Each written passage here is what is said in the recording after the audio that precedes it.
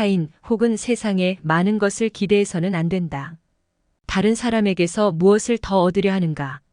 결국 인간은 누구나 혼자다.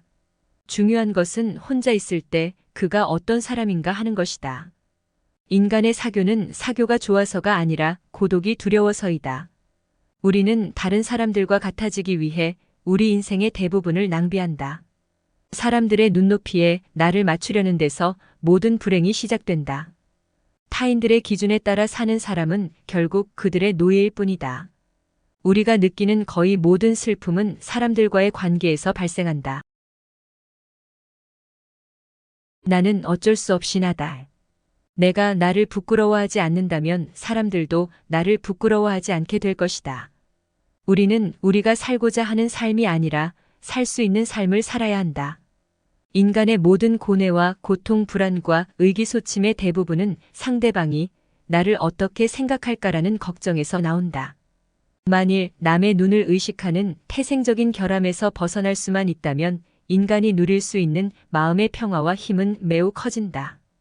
우리들의 불행은 대부분 남을 의식하는 데서 온다. 남의 눈을 의식하는 순간 안정된 기분은 흐트러지고 불안이 나타난다. 남들이 뭐라고 생각할까? 늘 이런 생각에 사로잡혀 사는 사람은 노예일 뿐이다. 노예는 늘 주인의 눈치를 살피고 주인의 명령을 따라야만 한다. 우리의 인생에 있어서 주관은 객관보다 훨씬 본질적이며 즐거움의 부활은 주관적인 인식에서 나온다. 남의 눈을 의식하지 않고 남들이 알아주는 것을 초월해서 사는 사람은 행복하다. 인간의 행복과 불행을 가르는 것은 객관적인 그 무엇이 아니다. 단지 그것을 우리가 어떻게 느끼고 받아들이는가에 달려있을 뿐이다. 그리고 그런 느낌과 인식은 훌륭한 건강을 전제로 할 때만 올바를 수 있다. 행복의 90%는 건강에 달려있다. 건강한 거지가 병든 왕보다 행복하다. 건강은 다른 모든 축복을 더한 것보다 더 큰 축복이다. 건강하면 모든 것이 기쁨의 원천이 된다. 행복은 건강이라는 나무에서 피어나는 꽃이다. 건강한 몸과 마음을 유지하기 위해 부단히 노력해야만 한다. 나무가 튼튼해지기 위해서는 바람이 필요한데 인간이 건강해지기 위해서는 운동이 필요하다. 최상의 보물은 명랑한 표정과 쾌활한 마음이다. 어리석은 사람은 쾌락을 찾아다니다 실망을 맞이한다. 지혜로운 사람은 단지 고통을 피할 뿐이다. 현명한 사람은 고통이 없기를 바랄 뿐 쾌락을 원하지는 않는다. 우리는 쾌락 대신 지혜를, 행복 대신 깨달음을 추구해야 한다. 지혜 다음으로는 용기가 행복을 위해 비상하게 하는 가장 큰 날개가 되어준다. 인간이 살고 있는 이 세상은 그가 바라보는 각도에 따라 모양이 달라진다. 우리는 흔히 자기가 가진 것은 생각지도 못하고 자신에게 부족한 것만 생각한다. 그럼으로써 불행의 길을 걷는다. 다른 사람들의 상황을 부러워할지도 모르지만 사실 그러한 상황은 그 사람들의 성격에 맞을 뿐이고 당신의 성격에 맞는 것은 아닐 수도 있다.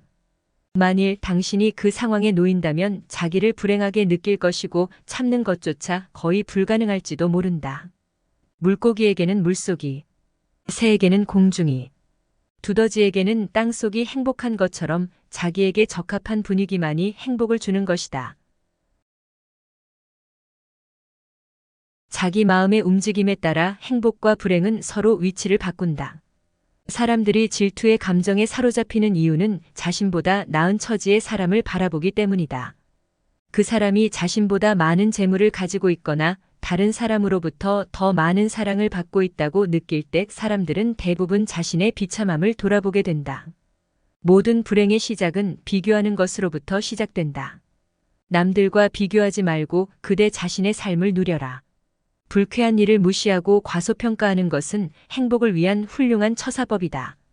그러나 생각해보라. 이 지구상에 나보다 불행한 사람이 얼마나 많은지를. 태어날 때부터 눈이 멀었거나 듣지 못하는 사람들. 한 끼 식사도 제대로 못하는 사람들. 그들도 역시 그대의 주변에서 그대와 함께 살아가고 있는 사람들이다. 지금 얼마나 많은 사람들이 그대보다 앞서 있는가를 생각하기보다는 얼마나 많은 사람들이 그대의 뒤를 따르고 있는가를 생각하라. 부는 바닷물과 같다. 많이 마실수록 갈증이 커진다. 사람들은 가진 것에 대해서는 감사하지 않으면서 받지 않은 것에 대해서 언제나 걱정한다.